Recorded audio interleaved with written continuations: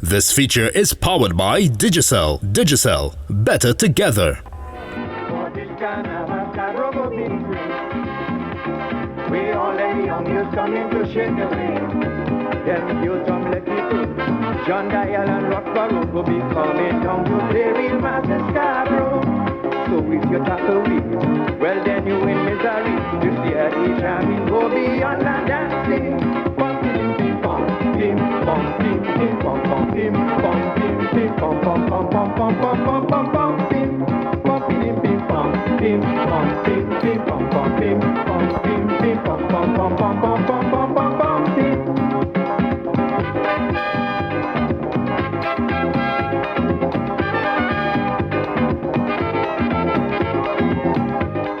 With the British in charge between 1777 and 1779, they built Fort King George at the heights above Scarborough. And don't think this stopped the Scarborough Susu from changing hand to hand again and again. Nope. In 1781, the French got their hand yet again, and they regained control of Tobago for 12 years.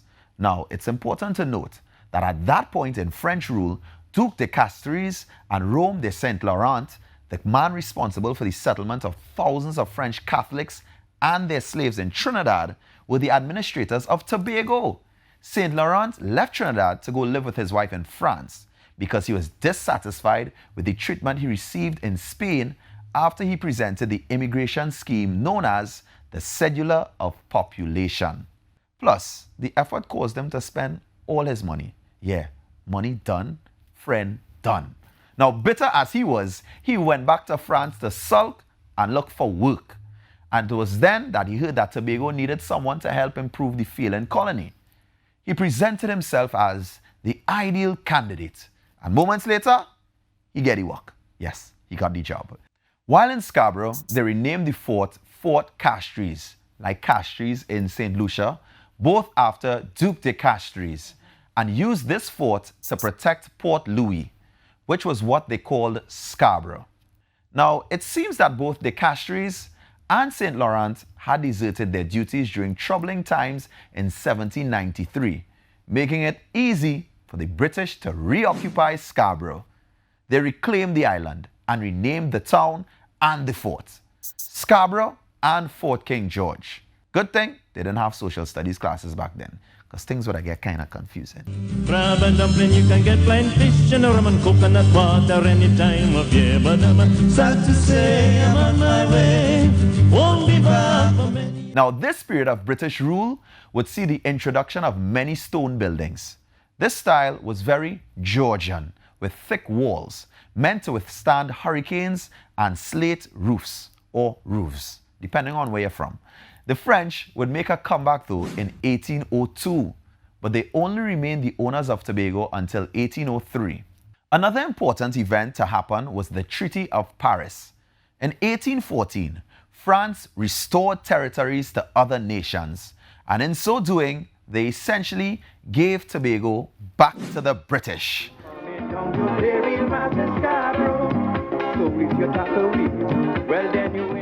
The Tobago House of Assembly has handled the responsibilities of the central government of Tobago since its inception. The site for the THA was selected overlooking Market Square in Scarborough, which before 1807 was a market for African slaves. The foundation stone was laid in 1821, and the building was completed in 1825. Right before the start of this project though, in 1816, the THA chose a motto for the island, Pulchrira Evenit. Don't comment on my Latin, please. But it means she grows more beautiful. And if you know Tobago, you know that's true. Scarborough would be the site of the fall of Tobago's principal crop, sugar. And with that came economic ruin in the 1870s. This resulted in the disbandment of the Tobago House of Assembly in 1877, and a Crown colony government was installed. It was this same group that proposed the union of Trinidad and Tobago. The Tobago Act 1889 enacted on the 1st of January that year, and with that joining, Port of Spain was now seen as the capital of the nation. Scarborough would remain relatively neutral for the remainder of its history, as the British would be the rulers of Tobago until independence in 1962. The House of Assembly would make its grand return in 1980 after being disbanded over a century before, with A.N.R. Robinson as its chief secretary. Scarborough is ranked as the 11th most populous city in the country, with at least 17,000 people calling it home.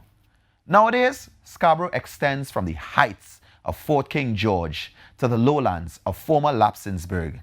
The House of Assembly remains one of the best representations of Georgian architecture in the Caribbean. And while the British, French, and Dutch may have fought for control of the port city and island for years, nowadays their descendants choose to visit the island for a few days, as it is a top-tier tourist destination for many travelers. Scarborough has seen its share of ups and downs, shifts and shakes, twists and turns, but it remains a gem in the islands and continues to grow more beautiful with the passing of every day. Down the river nights are gay and the sun shines pretty on the mountain tops.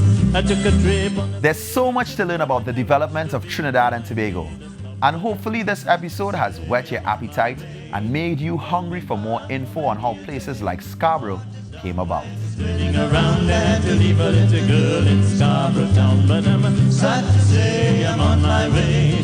Won't be back for many a day. My heart is down, my head is spinning around. I had to leave a little girl in Scarborough town.